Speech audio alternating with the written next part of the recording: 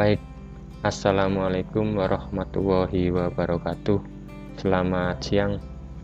Pada kesempatan ini, saya akan melanjutkan penjelasan mengenai penggunaan software Maxer Motion untuk analisis Zigibing, khususnya bagaimana mengolah atau menggunakan data result hasil running Maxer Motions untuk tujuan analisis Zigibing.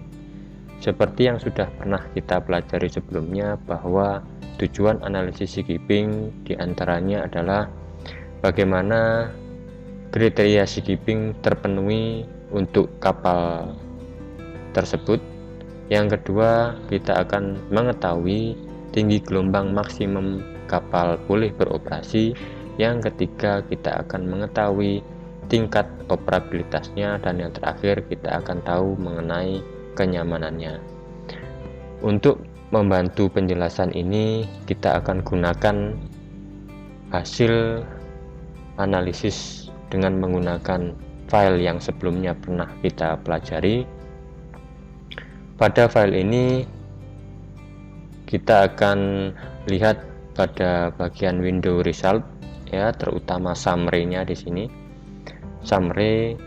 Nah, summary ini tentunya akan berubah-ubah nilainya sesuai dengan kondisi analisis, yaitu yang pernah kita bahas sebelumnya, bagaimana RAO dipengaruhi oleh variasi kecepatan kapal, bagaimana RAO dipengaruhi oleh arah datangnya gelombang, dan bagaimana RAO dipengaruhi oleh kondisi muatan yang ditunjukkan dengan titik berat dan tinggi syaratnya atau besar syarat airnya, ya. Nah, itu yang mempengaruhi RAO.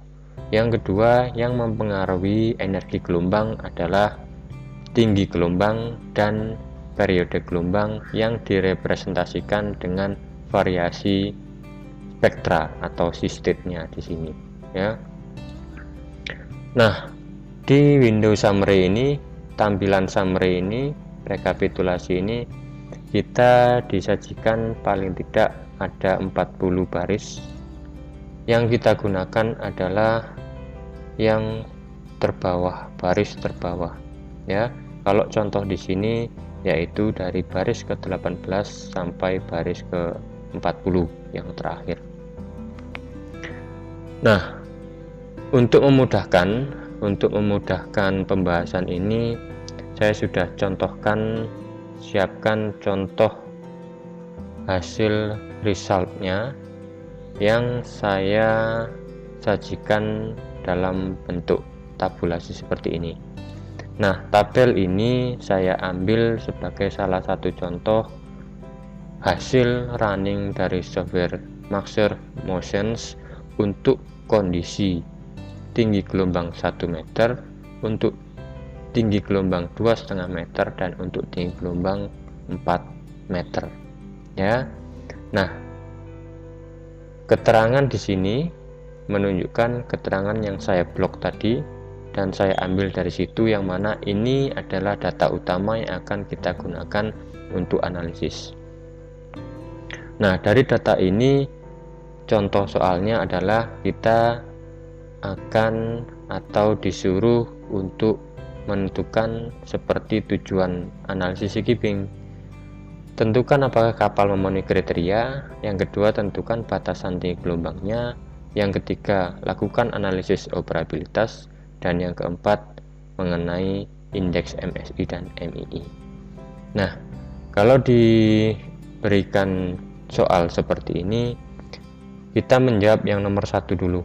Yang nomor satu adalah kriteria Zigibing, dan di sini ada keterangan dengan menggunakan 3 kriteria umum, ya. Seperti yang kita tahu, ada kriteria umum, kriteria helikopter, dan kriteria khusus, ya. Nah, contoh di sini adalah dengan menggunakan kriteria umum. Ini menjadi penting karena kita harus tahu pada kriteria umum, misalnya di sini contohnya. Pada kriteria umum, parameter apa yang digunakan, ya. Seperti yang sudah pernah kita bahas sebelumnya, contohnya kriteria umum adalah di sini kriteria umum. Nah ini ya, jadi di kriteria umum ternyata parameter yang digunakan adalah amplitudo roll rata-rata, amplitudo pitch rata-rata, dan percepatan shift signifikannya. Maka kita menghitung dulu 3 ini. Jadi tidak lantas langsung bisa kita bandingkan nilai-nilai ini, harus kita hitung dulu sesuai dengan parameternya ya. Nah, satu adalah kriteria yang pertama, amplitudo roll rata-rata sebesar 12 derajat di sini. Maka kita harus menghitung dulu amplitudo roll rata-rata kapal kita yang kita analisis itu berapa ya. Nah, untuk masing-masing tinggi gelombang harus kita hitung semua. Untuk 1 meter, 2,5 dan 4 meter. Nah, amplitudo roll rata-ratanya adalah, nah ini ya, ada menghitung rumus ini yang mana kita kalikan dengan akar M0 yang disebut dengan root mean square di sini, RMS ya. Nah, dari teori sebelumnya kita akan tahu mengenai ini. Nah, ya, akar M0 itu disebut dengan simpangan baku atau akar kuadrat rata-rata, root mean square, RMS ya. Nah, pentingnya RMS dalam menurunkan nilai karakteristik gelombang acak bersama dengan spektra gelombang ya. Jadi kalimat di sini menunjukkan bahwa RMS atau akar M0 ini sangat penting ya. Sangat pentingnya adalah di situ tadi ditunjukkan dengan di sini. Karena kriteria 1 itu parameternya adalah amplitudo roll rata-rata, maka kita harus menghitung dulu amplitudo roll rata-rata. Kenapa kita tidak bisa menggunakan hasil dari running mixture motion secara langsung? Akan kita lihat di sini. Kalau kita lihat di sini, ini adalah amplitudo gerakan roll ya. Ini adalah nilai M0-nya, ini adalah nilai RMS-nya, dan ini adalah nilai amplitudo signifikannya. Padahal yang kita gunakan dan yang diperlukan adalah bukan amplitudo signifikan, tapi amplitudo rata-rata ya. Maka kita harus menghitung dulu. Nah, rumus ini dari mana? Sudah pernah kita bahas sebelumnya juga. Rumus ini adalah dari ini ya, statistika gelombang perhitungan, bahwa tinggi gelombang rata-rata itu adalah 2,5 kali RMS. Nah, karena kita menggunakan nilai rata-rata, kita mencari nilai rata-ratanya, maka yang kita gunakan adalah rumus ini ya, 2,5 akar M0 untuk tinggi ya. Nah, yang kita cari adalah amplitudo. Karena amplitudo adalah setengah dari tinggi, maka dalam rumus ini kita kalikan dengan setengah ya. Nah, dengan rumus ini kita akan peroleh bahwa amplitudo roll rata-rata adalah 6 derajat ya. 4,8 derajat adalah nilai RMS sesuai dengan hasil runningnya, 4,8 sesuai soal 4,8. Nah ini ya, roll motion, amplitudo gerakan roll, RMS nya adalah 4,8. Maka 4,8 ini kita masukkan di rumus ini ya. Dari situ kita akan tahu bahwa amplitudo roll rata-rata adalah sebesar 6 derajat. Nah, prosedur yang sama kita gunakan atau kita hitung untuk tinggi gelombang 2,5 meter, yang mana RMS-nya adalah 10,2 sesuai soal. RMS-nya adalah 10,2 di sini. Nah, untuk tinggi gelombang 4 meter, RMS-nya adalah 16 derajat. Ya, kita masukkan di sini nilai ini 16 derajat. Maka dari sini kita akan bisa tahu bahwa amplitudo roll rata-rata untuk tinggi gelombang 1 meter adalah sebesar 6 derajat, untuk tinggi gelombang 2,5 meter adalah sebesar 12,75 derajat, untuk tinggi gelombang 4 meter adalah sebesar 20 derajat. Ya, kita harus hitung dulu. Begitupun juga untuk kriteria 2 di sini. Ya, kriteria 2 di sini. Kriteria 2 menyebut bahwa amplitudo pitch rata-rata tidak boleh lebih dari 3 derajat. Ya, amplitudo pitch rata-rata. Kalau kita lihat di resultnya Maxwell Motion, amplitudo pitch ada di sini. Ya. Tetapi di sini disediakan hanya amplitudo signifikannya 3,44 derajat. Padahal yang diminta adalah amplitudo pitch rata-ratanya. Maka nilai ini tidak bisa kita gunakan langsung. Kita harus menggunakan nilai RMS-nya dan menghitung lagi di sini. Ya. Nilai RMS-nya kita masukkan dan menghitung lagi. Maka akan kita ketahui bahwa amplitudo pitch rata-rata untuk tinggi gelombang 1 meter adalah sebesar 1,5 derajat. Ya. Untuk tinggi gelombang 2,5 meter, amplitudo pitch rata-ratanya sebesar 3,75. Amplitudo pitch rata-rata untuk tinggi gelombang 4 meter adalah sebesar 5,75. Maka dari sini kita akan bisa tahu apakah melebihi atau kurang dari kriterianya. Ya. Nah, sama halnya dengan kriteria ketiga. Kriteria ketiga menyebutkan bahwa percepatan Higgs signifikannya tidak boleh lebih dari 2 meter per second kuadrat. Ya. Karena di sini yang diminta adalah signifikan, maka kita akan coba lihat di hasil maksurnya, percepatan Higgs.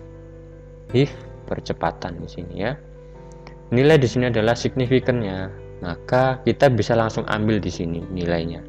Ya, ini kita bisa gunakan langsung diambil atau bisa menghitung ya, atau bisa menghitung di sini. Ya.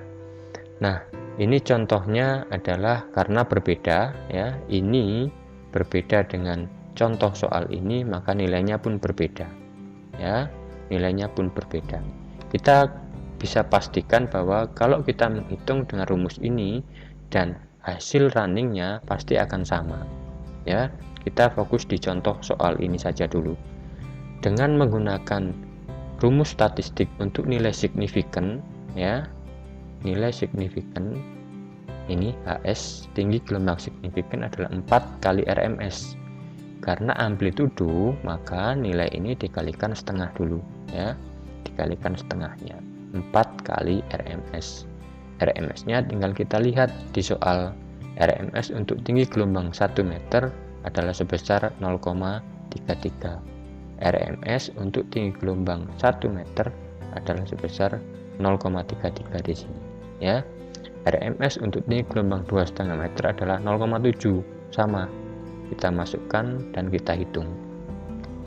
Maka dari sini kita akan bisa tahu apakah nilai-nilai ini untuk 1 meter, 2,5 meter, 4 meter melebihi atau kurang dari kriteria. Nilai kriteria sebesar 2 meter per second kuadrat.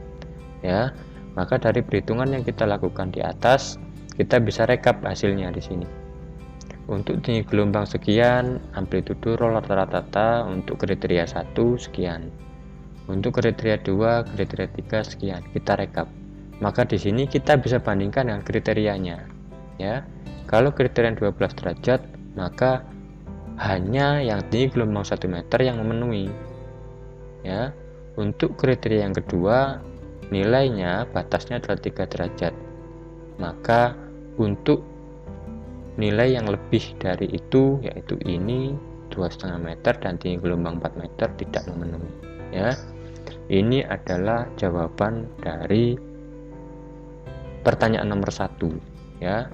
Jawaban dari pertanyaan nomor 1 dengan menggunakan 3 kriteria umum, tentukan apakah kapal memenuhi kriteria skipping. Jawabannya adalah yaitu untuk nomor 1, untuk tinggi gelombang 1 meter, kapal ini memenuhi kriteria skipping. Ya. Tapi untuk tinggi gelombang 2,5 meter dan 4 meter tidak memenuhi kriteria skipping. Ya, itu jawabannya. Oke, kita lanjutkan pertanyaan yang nomor 2. Kita disuruh menentukan batasan tinggi gelombangnya atau tinggi gelombang maksimum kapal boleh beroperasi. Ya. Untuk menentukan batasan tinggi gelombang dari nilai-nilai di atas, kita harus buat grafik dulu. ya, kriteria 1, kriteria 2, dan kriteria 3 ya. Nah, grafik-grafik itu saya akan tampilkan di Excelnya ini ya. Kita masukkan nilai rekapitulasi tadi dengan ini, bahwa tinggi gelembung 1 meter, kriteria 1 nilainya sekian, kriteria 2 nilainya sekian, persis sama dengan yang tadi ya, persis sama dengan rekapitulasi tadi yang ini, 6, 1,5, 0,66 persis sama ya, 12,75 persis sama ya. Maka dengan menggunakan sumbu X adalah tinggi gelombang, sumbu X tinggi gelombang 1 meter, 2,5 meter, 4 meter, dan sumbu Y nya adalah nilai respon gerakannya ya. Maka dengan ini kita akan bisa dihasilkan kurva pas seperti garis lurus ini ya, kebetulan seperti garis lurus ini ya. Nah, yang kedua, kita harus mengeplotkan kriterianya, bahwa untuk respon berupa amplitudo roll rata-rata, kriterianya adalah sebesar 12 derajat di sini ya. Kita plotkan berbentuk garis lurus ini. Maka yang garis hitam adalah responnya, amplitudo roll rata-rata, yang garis biru adalah batasannya 12 derajat ya. Maka tugas kita untuk menjawab batasan tinggi gelombang adalah menentukan titik perpotongannya ini di mana ya. Kalau kita kira-kira saja berarti paling tidak ini di 2,4 gitu ya, sekitar 2,4 karena kurang dari 2,5 di sini ya. Kita tarik garis ke bawah dan kita akan tahu batasan tinggi gelombangnya di mana. Nah, kalau ingin tahu secara persis, kita tinggal memasukkan sesuai persamaan ini ya, sesuai persamaan ini, yang mana Y nya, sumbu Y adalah sesuai dengan batasannya 12 ini ya.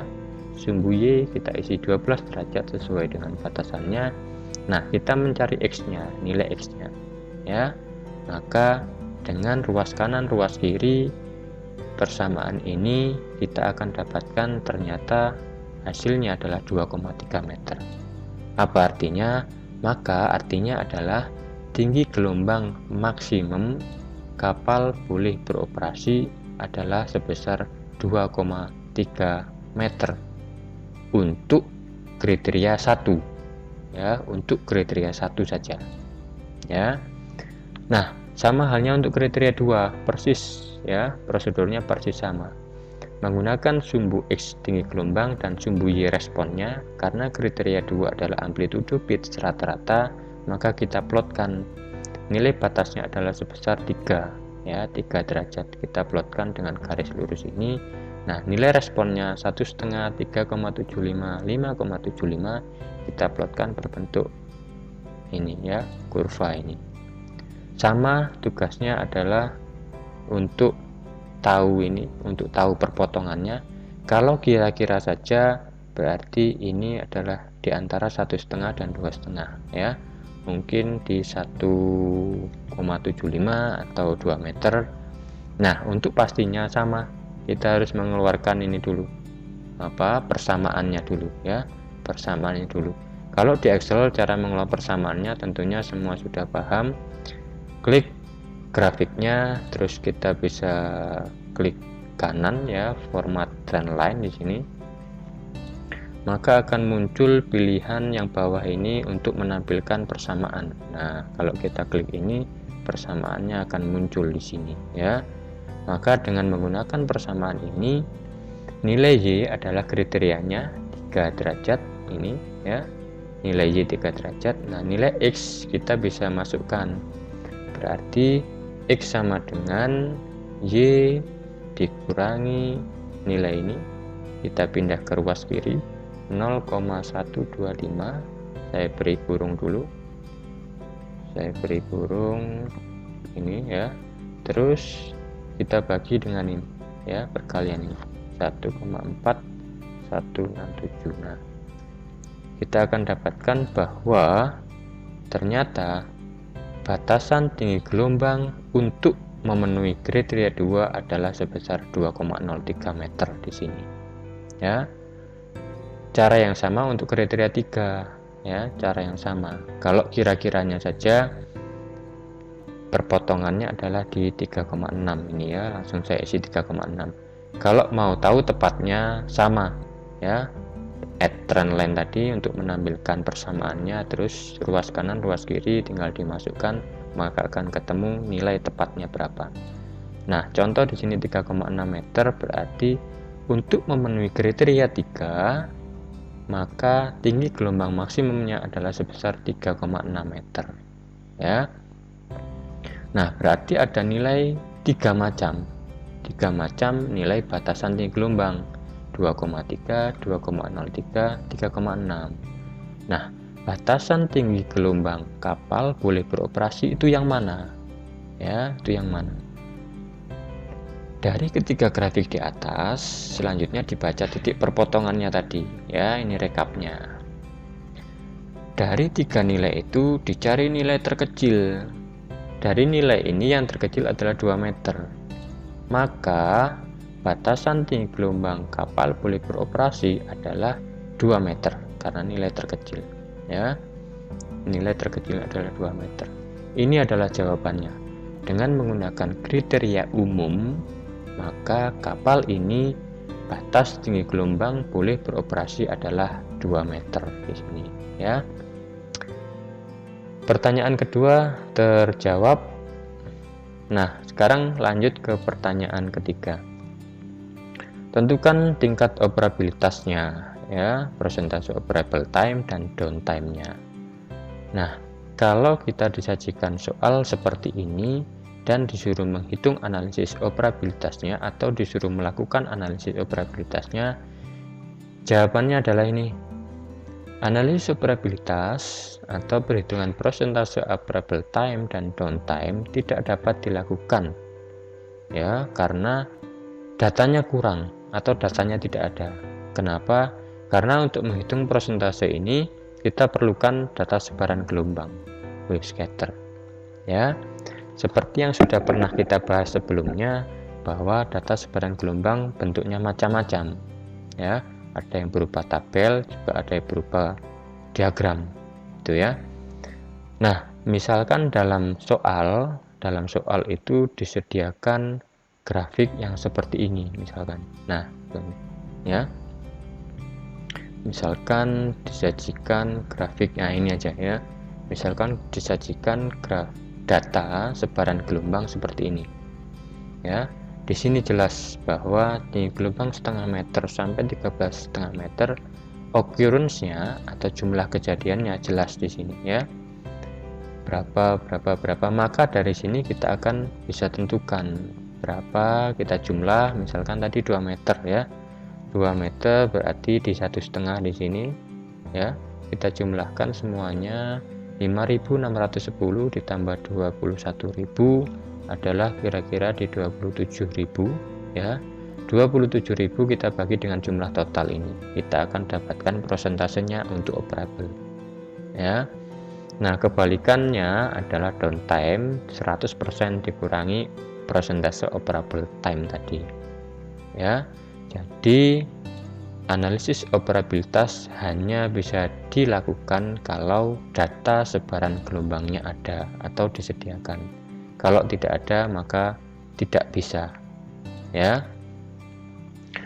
Nah, nilai-nilai tadi yang 1 meter ini ya, yang 1 meter, 2,5 meter, 4 meter ini yang kita gunakan untuk sumbu X atau absisnya di analisis ini tadi, tinggi gelombang tadi, itu biasanya sesuai dengan data perairan. Nah, ini tadi mumpung saya ingat, ada contoh data perairan di perairan Ambon di sini ya. Pada tahun 2018 pada bulan Januari tinggi gelombangnya misalnya di sini maksimum 2,38. Bulan Februari tinggi gelombangnya 2,61. Bulan Maret tinggi gelombangnya 3,2. Nah, variasi tinggi gelombang selama 1 tahun ini bisa kita gunakan sebagai dasar analisis untuk menentukan variasi tinggi gelombang yang kita analisis di sini. Kalau kita menggunakan 12 macam tinggi gelombang ini sesuai data ini, maka otomatis nanti variasi tinggi gelombang grafik ini atau kurva ini akan sesuai dengan nilai-nilai tadi. Ya, sesuai dengan data tadi. Jadi ini contoh saja disediakan 3 tinggi gelombang. Kalau disediakan 12 tinggi gelombang selama 1 tahun, berarti nilai ini akan ada 12 macam. Gitu ya. Prinsipnya sama, dicari nilai terkecilnya nanti. Maka kita akan tahu kapal tersebut selama 1 tahun di perairan Ambon itu tinggi gelombangnya berapa, batas boleh berlayarnya. Ya. Oke, saya lanjutkan. Lantas menjawab soal atau pertanyaan nomor 4 mengenai indeks kenyamanan di sini ya. Indeks kenyamanannya. Nah, soalnya adalah berikan penjelasan artinya apa ya?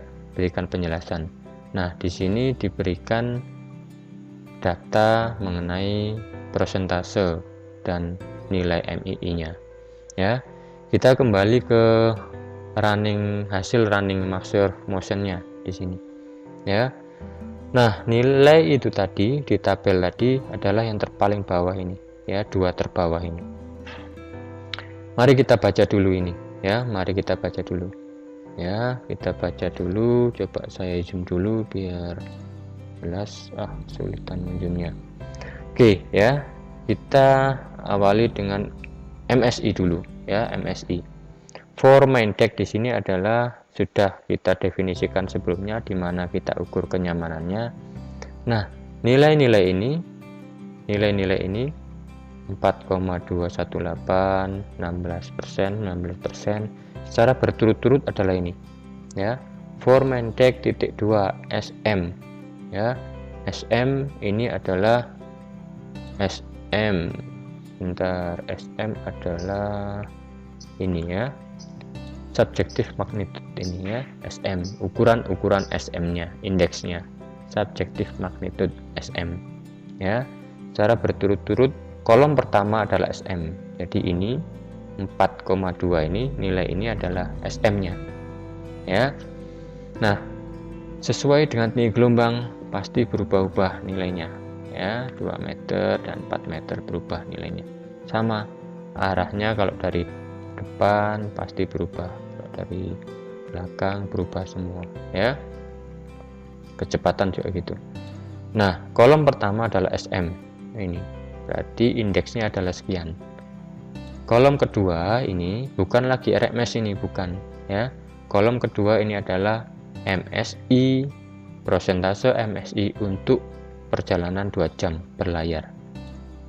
Kolom ketiga adalah untuk perjalanan MSI untuk perjalanan 2 jam 240 menit di sini. Ya. 4 jam, 120 dibagi 60 2 jam, 240 dibagi 60 4 jam ya. 4 jam. Nah, nilai-nilai ini itu dari mana? Kita bisa input ini sesuai kemauan kita yang terakhir ini 240 ini ya. Kita mau mengukur ini sudah default ya selama 2 jam. Itu sudah standarnya master motions. Nah, lainnya kita bisa input di sini. Kita mau tahu selama 3 jam bagaimana, 4 jam dan seterusnya bagaimana. Nah, itu bisa diinputkan di sini ya, di location. Nah, yang paling akhir ini exposure time for MSI adalah waktu berlayar kapalnya. Kalau ini 240 selama 4 jam ya, maka yang tadi akan muncul selama 4 jam ya. Nah, artinya apa? Berarti ini adalah tinggal kita baca aja 4,218 SM itu kalau kita masukkan di level ini, level kenyamanan ini, itu masuk di mana ya? Berarti kalau lihat dari tadi 4 ya, 4 itu masih masuk di sini, berarti masih masuk layak ya, masuk kategori layak moderate. Oke, layak ya, masih layak. Nah, kalau kita lihat nilai yang lain, misalkan pada saat gelombang datang dari depan. Nah, nilainya besar sekali ya, 44 SM-nya. Kalau kita lihat di sini, nilai yang lebih dari 20 itu sudah masuk intolerable, tidak ditoleransi lagi ya. Jadi moderate adalah layak, serius itu sudah level gawat ya, severe itu sudah level parah, hazardous ini sudah level membahayakan. Nah, di sini sudah level tidak ditoleransi lagi ya. Itu berdasarkan nilai SM-nya, subjective magnitude-nya. Nah, pembacaan yang lain adalah di sini persentase ini. Pembacanya 72% itu bagaimana? Kita kembali ke definisinya ini ya. Berarti 72% persentase dari jumlah keseluruhan kru dan penumpang yang mengalami muntah karena mabuk laut setelah kapal berlayar dalam cuaca buruk selama 2 jam adalah sebesar 72%-nya ya. Nah, tinggal diganti ini 4 jam, berarti kalau berlayar selama 4 jam berarti 70 sekian persen gitu ya. Tinggal diganti saja. Jadi beda, mau dibaca SM atau dibaca persentasenya di sini. Nah, kalau membaca referensi Max-Surf-nya, kru dan penumpang ini asumsinya adalah muda dan laki-laki ya, muda, laki-laki dan dalam kondisi fit gitu asumsinya ya. Jadi itu prediksi secara statistik saja bahwa penumpang dan kru yang dianggap adalah laki-laki, muda dan dalam kondisi fit gitu ya. Nah, sekarang nilai ini 72% atau nilai yang lain misalkan 16%, ini bagaimana penilaiannya? Kita bandingkan dengan ini. Kalau kita bandingkan dengan kapal militer, dengan kriteria kapal militer, dia menggunakan maksimum MSI itu 20%. Kalau kita menggunakan kriteria kapal cepat, 10%-nya. Jadi kalau 16% untuk kapal militer masih masuk, untuk kriteria kapal cepat sudah over ya, sudah melebihi. Itu sama dengan ini, 20%. Berarti untuk 4 jam gitu ya. Untuk 2 jam 16%, untuk 4 jam adalah 19%. Ya, itu adalah pembacaan ya, pembacaannya. Ini tadi yang saya jelaskan tadi ya. Sama pada tinggi gelombang 1 meter bla bla bla bla, pada tinggi gelombang 2,5 meter sebanyak sekian persen dari jumlah, itu saja ya. Nah, dari situ tinggal dikategorikan seperti yang tadi ya. Nah, untuk kategori MII pun sama, kita tinggal baca di sini ya. Karena MII adalah suatu keadaan di mana kru akan menghentikan dan seterusnya, maka tinggal kita masukkan di sini. Berarti selama 1 jam ya, di sini adalah, coba kita lihat tadi nilainya ini ya, MII per jam ya, MII per jam sama di sini. MII for main deck, MII slide. Berarti ini adalah kolom pertama ini ya, slide itu terpleset ya, terpleset mestinya, terpleset. Berarti kemungkinan kru sampai terpleset itu kejadiannya adalah sekian per jam ya. Yang kedua adalah tip, berarti terjungkal kayaknya ya, terjungkal gitu ya, terjungkal F per A, depan belakang, forward after. Kejadiannya kira-kira 10 kejadian per jam gitu ya. Nah, tip ini terjungkal SS side ya, kanan kiri sampai ke kanan dan ke kiri, terpelanting gitu mungkin ya, sampai ke kanan kiri, 5 kejadian per jam ya, 5 kejadian per jam yaitu bacanya. Nah, kalau disediakan nilai ini berarti tinggal kita baca di sini, berarti sekian keadaan per jam kru akan menghentikan bla bla ini ya, sesuai ini saja, narasi ini saja. Nah, nilai ini itu apakah baik atau buruk ya? Satu, dimasukkan di kategorinya, yang kedua dibandingkan dengan ini, berarti kira-kira 60 kejadian per jam ya kalau melihat kriteria ini ya. kenyamanan kru adalah 60 kejadian per jam. Itu ya, kriterianya beda-beda. Nah, kalau menggunakan kriteria pengkategorian berarti masuk ini. Ya. Tidak ada sama sekali kejadian sampai 6 kali kejadian itu masih layak ya, possible layak. Level 2 sampai kejadian 30 ya MII per jamnya. 30 kejadian per jam masih dalam kategori waspada di sini. Ya, sudah waspada probable. Sampai 90 sudah membahayakan, serius ya, sudah gawat di sini ya, serius gawat. Masuk ke severe ini parah ya, level parah sampai ke ekstrim sama ya, kira-kira ekstrim tidak bisa ditolerir lagi, atau dengan kata lain parah sekali ya. Jadi pembacaan MSI, pembacaan MII untuk setiap tinggi gelombang dan pengkategoriannya sudah cukup seperti itu jawabnya ya.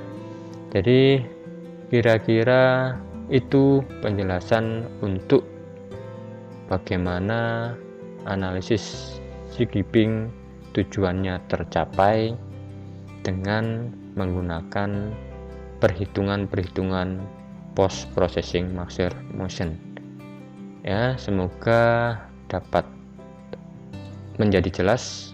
Apabila kurang jelas atau ada yang perlu ditanyakan, boleh tulis di komen yang bawah. Terima kasih. Assalamualaikum warahmatullahi wabarakatuh.